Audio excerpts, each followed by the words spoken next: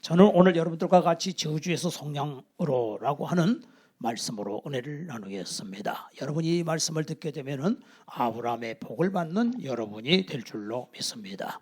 여러분이 성경은 율법과 복음에 대해서 말하고 있는데 특별히 갈라디아서는 소로마서라고 볼 수 있고요. 여기에는 율법과 복음이 흘러가고 있습니다. 특별히 오늘 율법 행위에 속한 자들은 저주 아래 있나니 기록된 바 누구든지 율법책에 기록된 대로 모든 일을 항상 행하지 아니하는 자는 저주 아래 있는 자라 그랬습니다. 여러분, 율법이라고 하는 것이 의식법이 있고 거기에 음식법이 있고 할례법이 있고 안식일법이 있고 도덕법이 있습니다. 그런데 율법에 속한 자들은 저주 아래 있다고 하면은, 아니 도덕법 같은 경우는 잘 지키면 저주를 받습니까? 그건 아니지 않습니까? 그래서 많은 사람들이 여기에 대해서 의아해하는 경우가 있습니다. 도덕법 굉장히 좋지요. 너무 중요합니다. 그런데 이것을 구원으로 같이 나가게 되면은 구원은 받을 수 없다는 거예요. 아무리 도덕적인 생활을 했다 할지라도 도덕 가지고는 구원이 되는 것이 아니지요. 여러분, 오늘 말씀을 보게 되면은 하나님께서는 계속해서 아브라함의 복을 여러분들에게 주신다고 말씀했습니다. 그래서 하나님이 아브라함을 불러서 하늘의 별과 같이 땅의 모래수와 같이 너는 동서 남북 사방을 다녀봐라. 이 모든 땅을 너와 내 자손에게 주리라. 내가 복을 주리라, 복을 주리라, 복을 주리라 했어요. 그런데 아무리 이스라엘 땅이 복을 받았다 할지라도요, 사실 제가 볼 때는 그 가나안 땅이 한국 땅만 못해요. 우리나라는 비도 많이 오고 산천초목이 우거지고 얼마나 좋습니까? 거기다 대면 이스라엘 땅은 남한의 지금 현재 4분의 1밖에 안 돼요. 크기가. 거기도 또 팔레스타인하고 전쟁하고 있습니다. 그 땅이 무슨 복을 받은 땅이겠습니까? 세계 복 152국가예요. 그 땅의 크기가.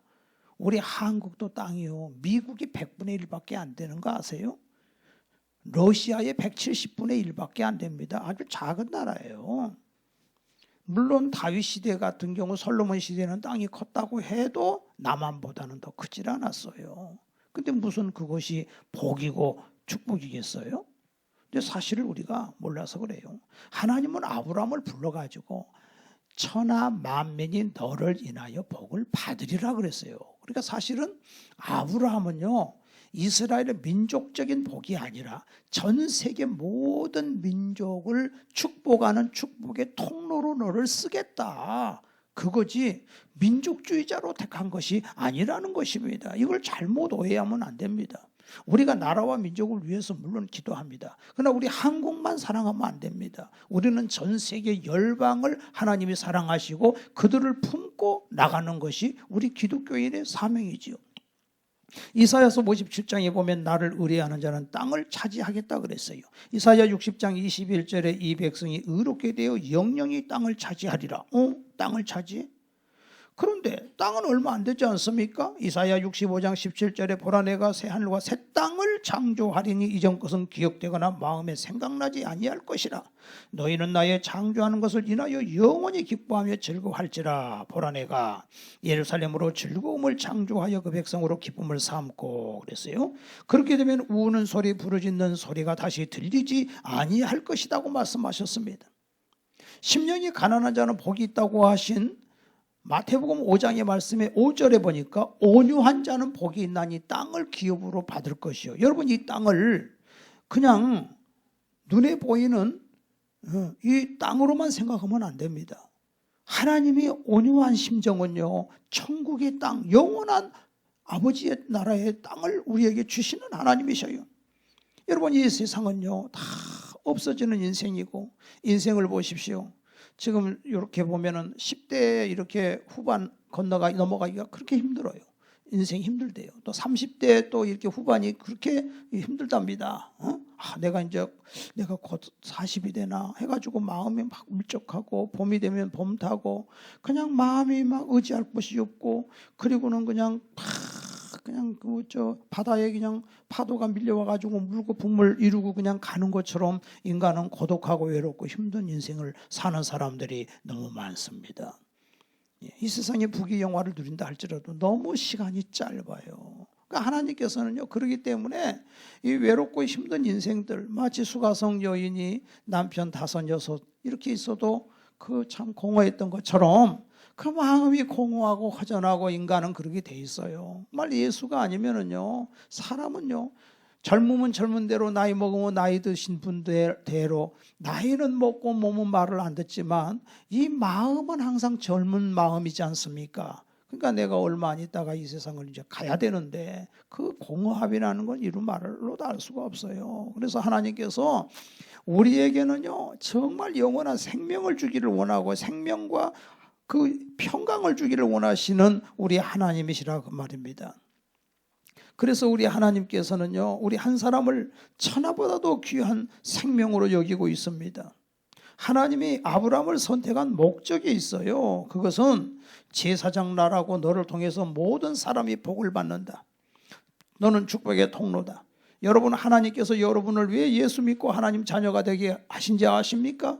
바로 여러분들을 통해서 축복의 통로로 쓰기 위해서 하나님이 여러분을 부르셨어요. 여러분, 세상에서 아무리 성공했다고 해도요, 보십시오. 이번에 우리 지난 목요일 날 우리 김성용 집사님이 소천하셨어요. 밤에 10시쯤 제가 이렇게 기도 모임을 하고 있는데 10시쯤 됐는데 누가 뒤에 서성거려서 누구신가 하고 갔더니, 목사님, 저희 아버님이 갑자기 지금 숨을 가쁘게 쉬십니다. 그래요. 제가 곧 내려갈게요. 그래서 내려갔더니 가서 임종 예배 드리고 찬송하고 이렇게 하니까 이제 숨을 점점 이제 쉬는 그 텀이 길어지더라고요. 그래서 우리 이제 김진유 집사님은 119에 전화해서 빨리 오시라고. 왜냐하면 숨 끊어지기 전에 병원으로 이송해야지, 그렇지 않고 여기서 소천하시면 좀 복잡해진다는 겁니다. 근데 이 어르신이 얼마나 급했던지 119가 오기 전에 가셔버렸어요. 그리고 이 집사님이 굉장히 난감했어요. 왜냐하면 경찰이 와야 되죠. 형사가 와야 되죠. 국가수에서 오게 되죠. 이 와가지고서 요즘에는 그런 게 철저하답니다.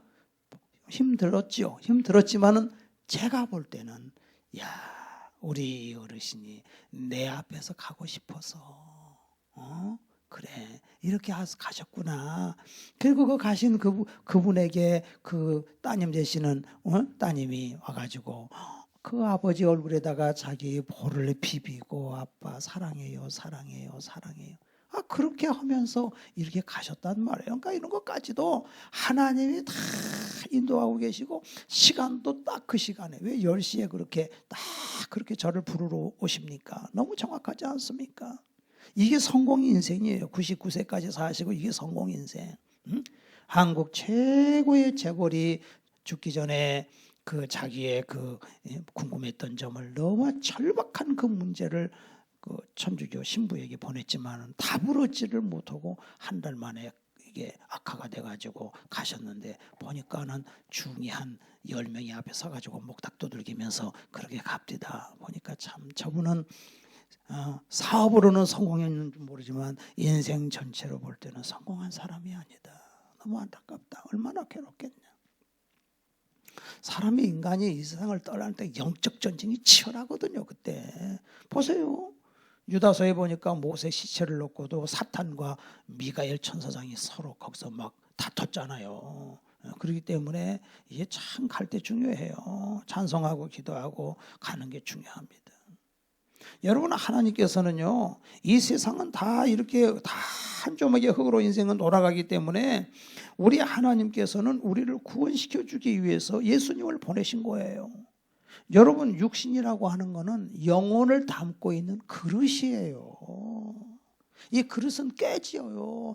깨지면 나의 영혼은 천국에 가든지 지옥에 가든지 둘 중에 하나예요. 마귀는 사람의 눈을 혼미하게 해가지고서 영광의 주님을 보지 못하게 하는 거예요. 자기 죽는다는 사실을 왜들 모르고 살아. 그래서 성경은 초상집 가는 것이 잔치집 가는 것보다 낫다 그랬지 않습니까? 초상집 가게 되면은 인간은 이렇게 한 주먹에 와서 흙으로 가는구나 하면서 그런 걸 생각하면서 뭔가 좀 자기를 성찰하고 돌아보게 된다는 것입니다. 하나님께서는 여기 보니까 언약 백성인데 그러면 아브라함 시대에 이렇게 하나님이 아브라함을 통해서 우리에게 복을 주셨다. 성경에서 지금 얘기하고자 하는 것은 아브라함 때는 율법이 없었다. 율법이 없었는데 아브라함이 하나님을 믿음에 아브라함은 하나님이 그를 의로 정하시고 하나님 자녀로 택해주셨다. 하나님 믿으니까. 여러분 하나님 믿습니까? 예수님 내 구주인 걸 믿습니까? 요한복음 17장 3절에 영생은 하나님과 그의 보내신 자 아들 예수를 아는 것이라고 그랬어요. 그게 영생이에요. 주 예수를 믿으라 그리하면 너와 내 집이 구원을 얻으리라고 말했습니다. 그래서 하나님께서 이렇게 구원해 주셨는데 500년 후에 모세를 통해서 율법을 주셨지 않습니까? 그럼 율법은 뭐냐 이거예요. 여러분 율법은요 구원받으라고 준 게 아니에요. 생활의 규범이에요. 여기 10절에 무릇 율법 행위에 속한 자들은 저주 아래 있다고 그랬잖아요. 누구든지 율법책에 기록되도 모든 일을 행하지 아니하는 자는 저주 아래 있는 자라 그랬습니다. 성경은요 율법을 지키되 잘 지키면 복받고 못 지키면 저주받는다는 거예요. 신명기 27장에도 모든 일을 행하지 아니하면 저주받는다. 28장 15절에도 모든 일에 저주받는다. 그러나 28장 1절부터 보니까 순종하면 복받고 들어가도 복을 받고 나가도 복을 받고 떡반 육그리 복을 받고 음양의 새끼야 너의 토지의 소산이 복을 받고 네 자식이 복을 받고 복을 받고 복을 받고 복을 받는다는 거예요. 그러니까 이거는 구원의 법이 아니에요. 율법은. 그래서 이스라엘 민족은 이방 민족보다도 훨씬 수준 높은 그런 삶을 살도록 하기 위해서 하나님께서 율법을 주셨어요. 여러분 율법이요 중요해요. 아이들 교육도 율법이 굉장히 중요합니다. 무시하면 안 됩니다. 저는 어릴 때 뭐 쌍욕을 한다든지 싸운다든지 또 이렇게 막 그 도둑질을 한다든지 간음을 한다든지 이렇게 하면은 주일 성수를 범한다든지 그러면 하나님이 지옥 보내는 줄 알았어요. 왜냐하면 그거는 이제 부모님이 계속 율법 교육을 시키니까 이 십계명이 굉장히 중요해요. 그런데 이방 나라를 보니까 엉망진창인 거야. 그 시대에. 애들을 갖다가 몰래에게 드린다고 자기 아들을 갖다가요 불로 태워가지고 사는 애를 갖다 드리질 않나. 바알과 아세라 신전을 가보니까 거기는요 창녀가 있고 창기가 있어가지고 거기 가서 음란한 막 짓을 하는데 합법적으로 그러고 나면은 그 신이 흥분을 해갖고 비를 내려주신대. 이 세상이 이렇게 더러운 거예요.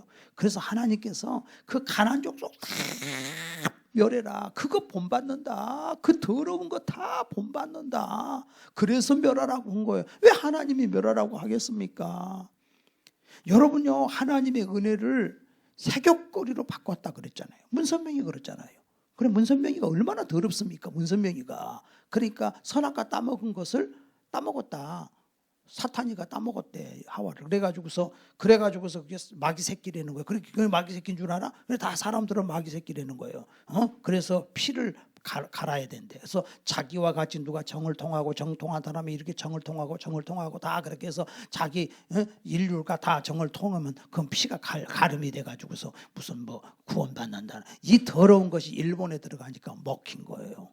일본을 성진국이라 그러잖아요. 그 더러운 데서 그냥 그게 먹혀갖고 그들이 그렇게 넘어간 거예요. 여러분 하나님은 절대로 그렇지 않습니다. 하나님이 도덕을 무시하는 게 아니에요. 여기 11절에 하나님 앞에 아무도 율법으로 말미암아 의롭게 되지 못할 것이 분명하지요.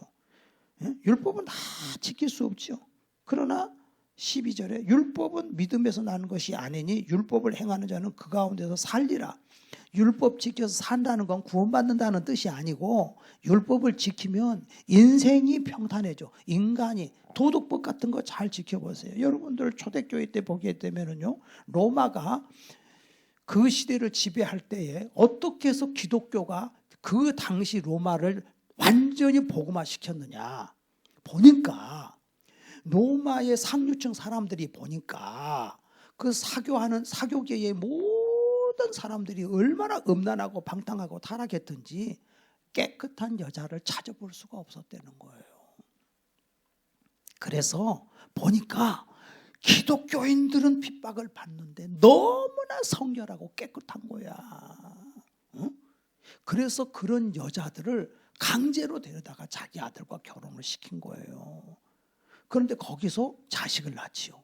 자식을 신앙으로 양육한 거예요. 그 어머니가 자기는 희생해서. 그래서 그 아이들이 커가지고서 정치, 경제, 교육, 문화 리더들이 다 되고 그러다 보니까 결국은 로마가 기독교 나라가 돼버린 거예요. 스위스에서 목회하시는 분이 그러대요.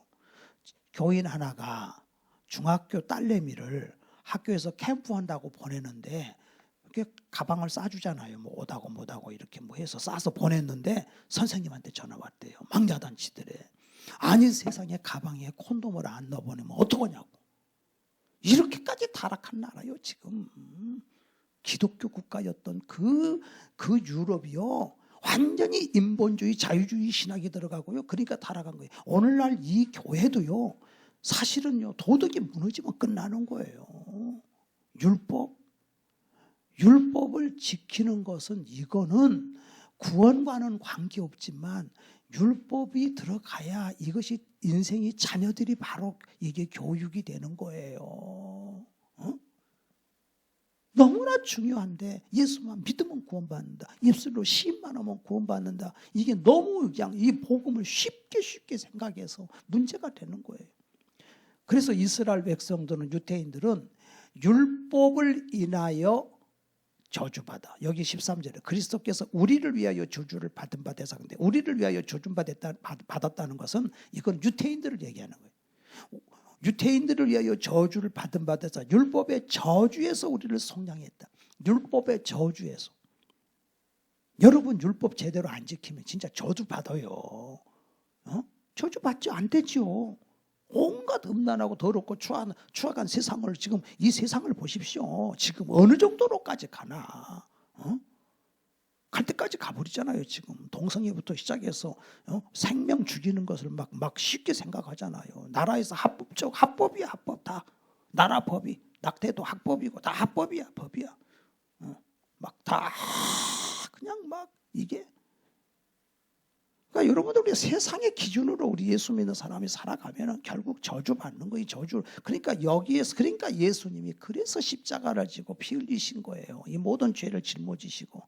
그러니까 너희들 회개하고 다시는 죄를 짓지 마라. 가늠하다 현장에서 온 그 여인에게 요한복음 8장에 예수님이 너를 정죄하는 자가 있냐 없나이다. 나도 너를 정죄하지 아니하노니 다시는 가서 죄를 짓지 마라 그렇잖아요. 우리가 이거 잘못 생각하면은요, 이 복음을 잘못 이해하게 되면은요, 그냥 막 살아도 되는 거, 그냥 회개하면 되는 줄로 잘못 생각하는데, 그것 때문에 네가 환란이 오고, 네 인생이 고달프다, 행복은 다 사라진다. 그러니까 하나님께서 우리에게 정말 율법 행위에 속한 자는 그것으로 구원받는 게 아니다. 그건 저주 아래에 있는 것다. 복음을 듣고 우리는 믿음으로 구원받는다. 아브라함이 하나님을 믿음의 그를 의로 정하셨다. 믿는 자는 다 아브라함의 자손이다. 약속된 복을 받는다. 그러나 이 율법에는 보상과 형벌이 있다. 도덕적으로 사람이 정직하고 깨끗하고 가정을 잘 지키고 깨끗한 사람은요, 솔직히 거기에 대한 보상이 있잖아요. 보상이 있고 또 불순종하고 더럽게 살면 형벌이 있는 거예요. 그런데 율법은 애당초 구원의 길로 의도된 것은 아니에요. 구원은 예수의 피값으로 구원이 되는 거예요. 너희들이 율법을 잘 지키면 네 삶이 평탄하게 될 것이다. 근데 우리 인간은 모든 율법을 우리 인간은 다 못 지킨다고. 왜? 1000가지를 지키다가 하나를 범하면 모두 범한 자가 된다고 말씀했지 않습니까? 그래서 11절에 아무도 율법으로 말미암아 의롭게 되지 못한다는 것을 말씀해 주고 있어요. 그래서 하나님께서는 이스라엘 민족이 다른 민족보다 훨씬 더 높은 수준의 삶을 살도록 신정시대 국법으로 주신 것입니다. 구원을 주기 위한 법은 아니에요. 어기는 자는 정죄받고 형벌을 받는다는 것을 말씀하고 있습니다. 그래서 이 율법 속에 제사법 또 성전에서는 어떻게 성전 예배는 드리는가, 도덕생활, 위생규칙, 농경법, 죄인에 대한 처벌법 등이 나와 있습니다. 그렇게 잘 지키면 나라가 잘 되고 개인이 복 받는다. 그래서 이 구약의 복은 주로 지상적이고 물질적이고 국가적인 복, 율법을 잘 지킴으로 말미암아 사실 우리도 마찬가지예요. 하나님의 계명을 잘 지키고 그 사람이 정직해, 깨끗해, 부지런해, 십계명을 잘 지켜. 그럼 사회에서도 그런 사람은 인정받는 사람이 되는 거예요. 하나님도 그런 사람을 귀하게 보는 거예요. 이새의 아들 다윗을 만나니 내 마음이 아파도다 하는 것과 같이 되는 겁니다. 그래서 신명기 28장 6절에도 네가 들어가도 복을 받고 나가도 복을 받는다. 28장 12절에도 많은 민족에게 꼬아줄지라도 굳지 않는다. 네가 머리가 되고 꼬리가 되지 않게 하시며 위에만 있고 아래에 있지 않게 하시리니. 그래서 우리뿐만이 아니라 이 자녀들에게도 어릴 때부터 율법 교육은 굉장히 중요한 거예요. 법이 없는, 여러분 보세요. 나라가 되려면 영토가 있어야 돼요. 백성이 있어야 돼. 세 번째 법이 있어야 돼요. 그러니까 하나님이 법을 주신 거예요. 율법을. 율법은 순종하라고 주신 법이지 믿으라고 준 법은 아니에요. 그래서 하나님이 이렇게 순종하면 복을 준다. 율법이 요구하는 것은 믿음이 아니고 순종이다. 율법은 믿음을 요구하지 않고 순종을 요구하신다. 그렇게 행하는 자는 그 가운데서 살리라. 12절에 율법대로 행하는 자는 그 가운데서 살리라. 그 결과가 그렇게 나타난다. 율법은 믿음이 없어도 겉으로 얼마든지 지킬 수 있다. 영생의 삶은 아니지만은 긍정적인 기여도가 있다는 것입니다. 그렇지만 율법으로 구원은 안 되니까 히브리서 10장 1절에 율법은 장차 오는 좋은 일의 그림자요 참 형상이 아니므로 어느 때든지 그 하나님 앞에 나오는 자를 온전케 할 수 없다. 그래서 하나님께서는 율법 갖고는 안 되니까 한 몸을 예비하셨다. 황소와 염소의 피로는 사람을 깨끗하게 할 수 없으니까 예수님이 오셔서 피 흘려 주셨어. 여러분이 율법을 통해서요 얼마나 안 된다는 것을 인간이 아는 거예요. 아하, 율법의 행위로는 의롭게 할 육체가 없구나. 안 되는구나. 정말 율법을 다 지킬 수가 없구나. 율법으로 의로워지려고 했는데 안 되는구나. 그래서 세례 요한이 예수님 먼저 딱 나와가지고 사람들에게 설교하잖아. 회개하라 천국이 가까워하느니라. 막 욕하잖아요. 막 독사의 새끼들아 그러면서 막 사도 바울 세례 요한이 막 욕을 하는데 사람들이 무릎을 꿇고 회개하고 그러잖아요. 왜냐? 율법을 알기 때문에. 율법에 비춰볼 때 아이고 내가 이 더러운 인간이네 그러면서 회개한다는 건 뭐예요? 예수님 오실 길을 준비한다는 거예요. 아하, 어서 속히 메시아가 와서 내 죄를 사해줘야 되겠구나. 그 세례 요한은 예수님의 오시는 길을 준비하는 사람이 세례 요한이거든요. 그래서 율법이 있기 때문에 좋은 점은 심령이 옥토가 된다는 겁니다. 그런데 사실 사도 바울은 과거에 예수 믿기 전에 율법의 행위로 흠이 없는 자라 그렇게 자기가 고백을 했어. 율법의 행위로 흠이 없다. 그 말은 그는 거짓말이에요. 그래 돌짝밭이에요. 목이 곧은 밭이라고 볼 수 있습니다. 이런 사람은 심판날에 빚쟁이가 빚받으러 가듯이 내가 잘 행했으니까 하나님 구원 내놓으시오. 구원 내놔. 똑같은 거라 그 말입니다. 구원 못 받을 텐데 왜 하나님이 율법을 주셨느냐? 죄를 깨닫게 하려고. 사실 구약 시대에는 율법 시대 아닙니까? 그런데도 다윗이 시편에 보게 되면은 고백을 했어요. 여러분 구약 시대 최고의 영성가는 다윗입니다. 다윗은요 시편을 100편 이상을 쓴 사람이에요. 우리가 한 편도 못 써요. 우리는 어떻게 그렇게 깊은 영성가? 근데 다윗이 그렇게 대단한 영성가지만은 대형 사고 쳤잖아요. 바세바를 범하고 그 우리아를 죽였잖아요. 그 살인죄를 졌잖아요. 그러니까 다윗이 시편 143편 2절에 주의 종에게 심판을 행치 마소서 주의 목전에서는 의로운 인생이 하나도 없나이다. 나는 죄인이다. 시편 51편 4절에도 나와요. 그래서 사실 마틴 루터가 로마서를 읽고 은혜를 받았는데 그 전에 시편을 읽었어요. 시편을 읽으면서 그래서 시편 주석을 먼저 썼다는 거 아닙니까? 마틴 루터가. 지금 사람 죽였는데 그래도 구원을 해달라는 겁니다, 다윗이. 그러니까 이 시편에 벌써 구원의 역사가 있다는 것입니다. 그래서 하나님께서 우리는 다윗 같은 사람도 넘어졌는데 우리도 넘어질 수밖에 없는 인생 아니냐. 그럼 여기 이제 13절에 나옵니다. 그리스도께서 우리를 위하여 저주를 받은 바 되사 율법의 저주에서 우리를 속량하셨으니, 아까 말씀드렸지만은 우리라고 하는 것은 유태인을 얘기한다 그랬죠. 유태인. 예. 그래서 우리를 위하여, 유태인을 위해서. 여기 2장 15절에도 우리는 본래 유태인이요 이방 죄인이 아니로되. 그래서 그들은 율법의 저주를 받은 거예요. 율법은 유대인들에게만 주셨어요. 그러니까 그리스도께서 우리를 위하여 저주를 받은 바 되사 율법의 저주에서 우리를 속량하셨다. 왜 율법을 줬을까요? 죄를 깨달으라고, 안 된다는 걸 알으라고. 그 율법을 주신 거 아닙니까? 그러니까 유태인들은 율법 때문에 망하는 거예요. 못 지키니까. 그럼 이방인들은 율법 없이 또 망해. 몰라서. 그러니까 똑같은 거예요. 여러분요, 불치병에 걸렸어. 도저히 치료할 수 없는 그런 암에 걸렸어. 근데 알고 죽는 사람이 있고 모르고 죽는, 병인지도 모르고 죽는 사람이 있고 알고 죽는 사람이 있죠. 그죠? 유태인들은 알고 죽고 이방인은 모르고 죽어. 어차피 다 죽어. 그러니까 하나님이 그 아들 예수님을 보내주신 거예요. 그래서 예수님이 그 모든 죄를 짊어지고 십자가에 달려 죽어주셨다, 그 말입니다. 할렐루야. 그래서 유대인은 율법을 지킴으로 이방인과 구별된 거죠. 구별. 우리는 유대인이다, 거룩한 나라 백성이다, 그렇게 되도록 하나님은 백성으로 하나님이 택해 주셨고, 그것이 바로 제사장 나라다. 그래서 그렇게 못 지키니까 예수님이 십자가에 달려 죽으셔서 이제는 예수님이 율법의 저주로부터 우리를 구속해 주셨다, 그 말입니다. 대속의 피를 믿으면 하나님의 자녀가 된다, 그 말입니다.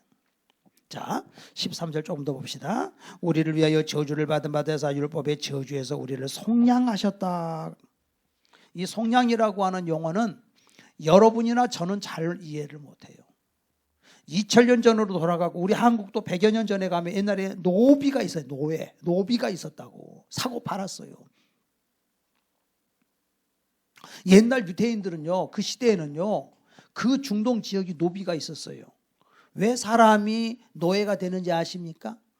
나면서부터 노예가 있어. 부모가 노예니까 자식도 노예예요. 두 번째 노예는요, 빚을 못 갚으면 노예로 팔려가는 거예요. 돈 받고 팔려가는 거예요. 요셉도 팔려갔잖아요. 세 번째, 전쟁 포로가 되면 노예가 되는 거예요. 네. 어떤 아빠가 사업하다가 망했네. 빚을 잔뜩 졌어. 그럼 어떻게 해야 돼요? 요즘에는 이해가 안 되지만 옛날에는요, 자식이 여러 명 많이 낳았잖아요. 그러면 자식 하나씩 팔아야 돼요. 돈 얼마씩 쳐가지고. 자식을 다 팔아. 근데도 이 빚을 못 갚어. 그럼 어떻게 해? 마누라를 팔아야 돼. 그때는 그랬어요. 파는 거야 다. 근데 다행히 자기까지는 안 팔아도 돼. 그래서 이 사람이 그때부터 열심히 일을 하는 거예요. 내가 너희들 꼭 찾아오마. 열심히 갖고 이제 돈을 모았어요. 그래서 그 사간 집에 가서 나 자식들 사러 왔습니다. 그랬더니 올랐는데요. 올랐어. 왜냐하면 그동안 몇 년 동안 컸잖아, 애들이. 그래갖고 돈 더 주고 그걸 다 사는 거예요. 그래서 다시 가정을 회복시켜 준 거, 이것이 바로 속량이다, 그 말이에요. 응? 또 어떤 사람은 괜찮은 사람인데 돈이 좀 있는데 괜찮은 사람인데 노예가 돼갖고 고생하는 모습을 보면서 아이고 안 되겠다, 저 사람 내가 자유를 좀 줘야 되겠다 해서 자기가 돈을 그 주인에게 주고 그 사람을 사가지고 자유를 주는 거예요. 이걸 속량이라는 거예요. 응? 벌써 150년, 160년 전에도 미국에서 그런 있었잖아요. 흑인 노예들. 그 우리 예수님께서 속량해 주셨다. 우리를 다 속량해 주셨어요. 또 이런 경우가 있어요. 전쟁을 하잖아요. 어느 나라와 어느 나라가 전쟁을 하잖아요. 그 전쟁하면 포로들 다 잡아가는 거예요. 잡아다가 이게 돈이요. 그래가지고 이걸 팔아요. 노예로. 근데 노예로 팔 때 그냥 파는 게 아니라 다 신문을 합니다. 너가 아버지 뭐 하냐? 다 물어보니까 아이고 보니까 아이고 귀족의 아들이네. 잘 사네. 아, 이거는 노예로 팔을 게 아니구나. 해가지고서 편지를 보내는 거죠. 당신 아들 내가 붙잡고 있으니까 돈 얼마 내고 데려가시오. 그래서 파는 것보다도 그쪽에서 돈 받는 게 더 많이 받을 게 생겼으면은 돈 받고 파는 거예요. 갖다 주는 거예요. 맞바꾸는 거예요. 이게 다 구속이라는 거예요. 우리를 속량하였다 그 말이 구속했다 그 말 똑같은 말이에요. 어떻게 구속했어요? 예수님의 피값으로. 사도행전 20장 28절 자기 피로 사신 교회라 그랬잖아요. 고린도서 7장 23절 너희는 값으로 사신 것이 되었으니 다시는 사람의 종이 되지 말아라. 이제는 너희는 자유인이다. 응? 여러분요 지금은 노예가 없지만 마귀의 노예가 돼가지고서 지금도 끌려다니는 인간이 얼마나 많은지 아세요? 코 껴가지고 지금도 마약에 지금 꼬여가지고서 정신 못 차리고 지금 다니는 인간들이 있고, 종로로 하고. 그러니까 예수 믿고 변화되는 사람이 너무너무 많아요. 예수님은 그 자유를 주는 거예요. 예수 믿고 구원받는 것뿐만이 아니라 영의 구원이 아니라 혼의 구원도 있어야 일어나야 돼. 영의 구원은 기본이요. 예수 믿고 영원히 구원받은 거, 혼의 구원. 어떤 사람은 컴퓨터 게임에 빠져가지고 맨날 며칠 밥도 안 먹고 그냥 거기에 미쳐가지고 빠져가지고 그러다 죽어버려. 그게 종로로 도고 있는 거 아닙니까? 중독의 영. 알코올 중독에 미쳐가지고 또 거기에 또 중독되고 이 세상에 동성애에 빠지고 온갖 죄악을. 근데 이 세상에 하나님을 거역하는 이 집단들은 지금 뭐라 그래요? 자유야 자유. 근데 또 그런 그거 주장하는 당이 있네. 정치에도 아세요? 동성애를 적극 지지하는 당이 있어요. 그게 사람을 꺼내오려고 한 게 아니고 그런 걸 주장하는 당이 있다고. 여러분요 상담가들 중에서 진짜 괜찮은 상담가들이 있는데 이 상담가들이요 사람을 상담해 주는데 중독에 빠져 있는 사람들을 상담할 때 형제님 그 동성애는요 이렇게 해야 치료가 돼요 하고 그렇게 상담해 주면요 잘려요. 그렇게 상담했다고. 지금 세상이 그렇게 돌아가고 있어요.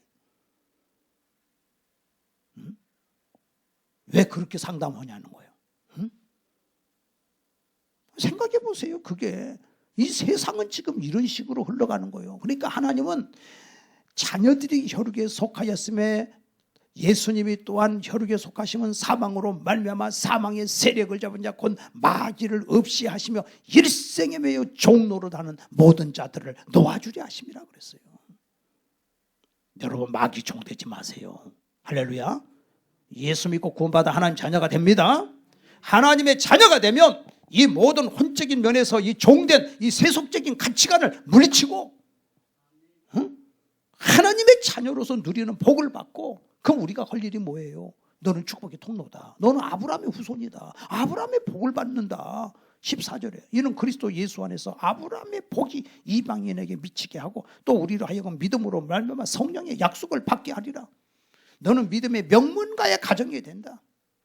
하나님이 성령으로 말미암아 도덕의 법을 뛰어넘는 법을 우리에게 주시는 거예요. 원종수 권사 같은 경우는 세계적인 의사거든요. 암 전문 의사. 근데 이 사람이 어떻게 해서 그렇게 됐느냐 하면은 우리 하나님은요 그냥 낮고 천한 가정을 명문가의 가정으로 만들어 주셔. 그 김철래 권사라고 자기 어머니가 얼마나 가난했던지 식모살이를 하면서 가난해 가지고서 자기 남편은 죽고 애들 넷을 기르면서 저 시장의 노점에서 고구마를 삶아 가지고 이렇게 팔면서 간신히 연명을 해 나가는 거예요.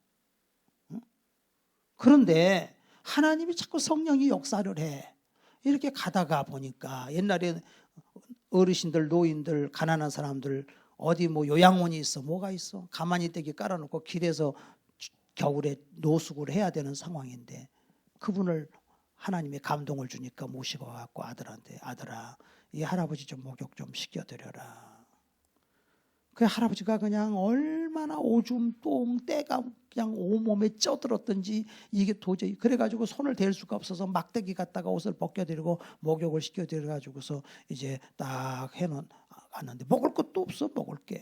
그래서 시래기 시장에서 시래기 주워가지고서 보리쌀 한 주먹 넣어가지고 그걸 끓이면은 한 솥이 되면은 이걸 가지고서 온 가족이 한 그릇씩 퍼서 그냥 먹는 시대요. 이게 하나님이 감동을 주는 거야. 아무리 어려워도 이런 감동, 이게 그러니까 성령의 법에 사는 거야. 그게 너무 배가 고파서 이 아들이 오늘 저녁은 죽을 것 같다. 근데 하나님이 그때 성령을 부어주셨어요.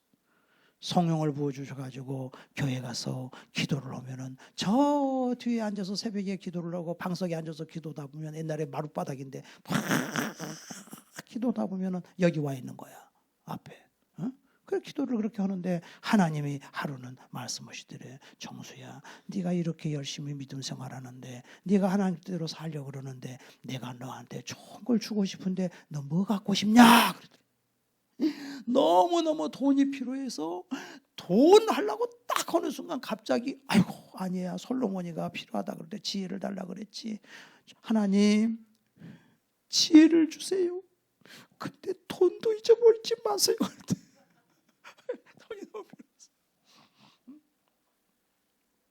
아니 그런데 성경을 열심히 읽었는데 하루는 아니 성경 읽고 가는데 성경책이 자기 눈앞에 작작작작작작 펼쳐지는 거예요. 응? 그래가 학교 갔더니 선생님이 이놈아 네가 480등이 뭐냐? 열심히 공부해야지. 이래가지고서는 그 다음엔 또 알았습니다 하나님 기도 열심히 하고 또 나갔는데 시험지를 받았는데 교과서가 착착착착 펴가지고서 교과서에 답이 다 보여 눈에. 근데 그거 갖다 쓰기만 하면 되잖아요. 그 1등 해버린 거예요.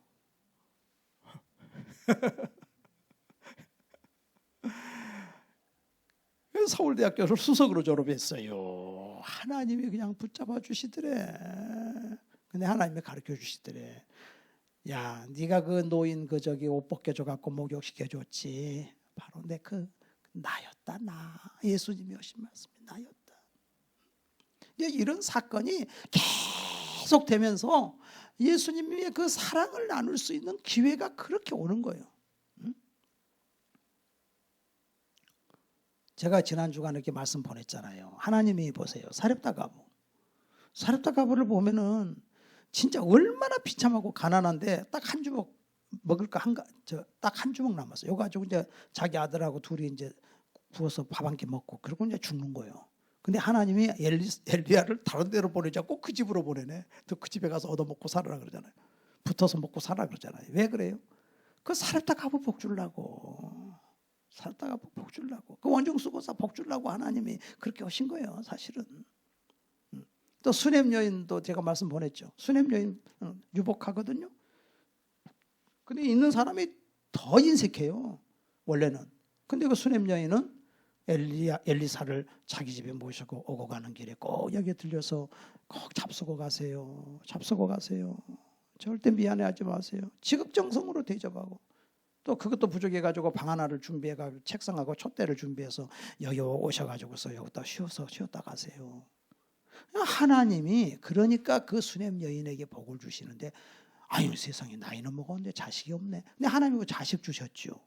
또 자식이가 또 그다가 또 열병이 걸려 죽었는데 또 하나님 살려주셨죠. 다 인도하시잖아요. 그러니까 우리 하나님께서 우리 예수 믿는 사람들은요. 그러니까 이 사람은 이 원중수 권사 같은 경우는 그냥 이렇게 미국에서 이제 학교 다닐 때 보면 선생님이 강의를 하면 선생님 그거 틀렸는데요. 뭐가 틀려? 아니요. 무슨 책, 몇 페이지, 몇째 줄에 나와요. 이거 봐라요. 진짜 그 책을 빼가지고 보니까 몇 페이지, 몇째 줄에 답이 나와 있는 거예요. 그 자기 힘으로 돼요? 하나님 다 가르쳐 주신 거지. 그러니까 세계적인 의사가 되는 거예요. 하나님이 하시면 문을 열면 닫을 자가 없고 닫으면 열 자가 없어요. 이 성령의 법 아래 그냥 사는 거예요. 많은 환자들을 그렇게 자기는 맡아갖고 하지만 여름철 되면 딱 휴가 내가지고 저 동남아 지역 가난한 지역에 가서 선교하고. 여러분요, 우리 예수님이 핏값으로 여러분을 구원해 주셨습니다. 베드로전서 1장 18절에도 조상의 망령된 행실에서 구속된 것은 금이나 은으로 구속된 게 아니라 보배로운 어린 양의 피로 여러분을 구원해 주셨습니다. 할렐루야. 여러분요, 율법을 알아야 됩니다. 우리 한국 사람들 너무 율법도 모르는 상태에서 그냥 구원을 준다 그러니까 아이고 10원 1원 더 보태갖고 10원을 주지 왜 구원을 주냐, 이런 사람도 있대요. 얼마나 율법의 저주가 무섭다는 것을 이렇게 알려준 거예요. 그러니까 사도 바울은 그걸 아는 거야. 정말 율법의 저주가 이렇게 무섭구나. 율법의 저주 때문에 우리가 그 바벨론의 포로로 잡혀가고 그 고난을 다 당했구나. 하나님 말씀대로 안 살아가지고 내가 이렇게 됐구나 하고 그 율법을 알기 때문에 그들이 사도 바울이 예수를 그렇게 잘 믿은 거예요. 여러분 지금 우리 대한민국 잘 된다 큰 소리 치면 안 됩니다. 이 죄를 봐야 돼. 죄를 율법에 의하면 얼마나 이 더럽고 추악한 죄들을 짓고 있는가를 이거 생각하면서 이래서는 안 되겠구나. 정말 예수님으로 만족하고 예수님으로 행복하고 예수님으로 기뻐하고 예수로 살아야지 이 세상 그 어떤 것으로도 우리 인생은 참된 만족과 기쁨을 얻을 수 없다는 사실을 우리는 알아야 됩니다. 근데 우리 예수님이 어떻게 사형당하셨잖아요. 근데 여기 보니까 율법의 저주에서 그리고 나무에 달린 자마다 저주 아래 있는 자라 그랬죠. 나무에 달려 죽는 건 저주 받은 거예요. 나무에 달려 죽는 건 저주. 신명기 21장 23절. 나무에 달린 자는 하나님께 저주를 받았습니다. 사도행전 5장 30절. 너희가 나무에 달아 죽인 예수를 우리 조상들이 살리셨다 그랬어요. 나무에 달려 죽으면 저주받았다 그랬어요. 여러분 그 예수님을 잡아갈 때 그 유대 병사들이 예수님만 잡아가지 제자들 손도 안 대잖아요. 왜 그런지 아세요? 예수 잡아다가 십자가에 못 박아 죽이면 나무에 달린 자는 성경에 말하기를 저주 아래 있는 자라고 하니까 제자들이 볼 때 아이고 우리 선생님 저주받았네.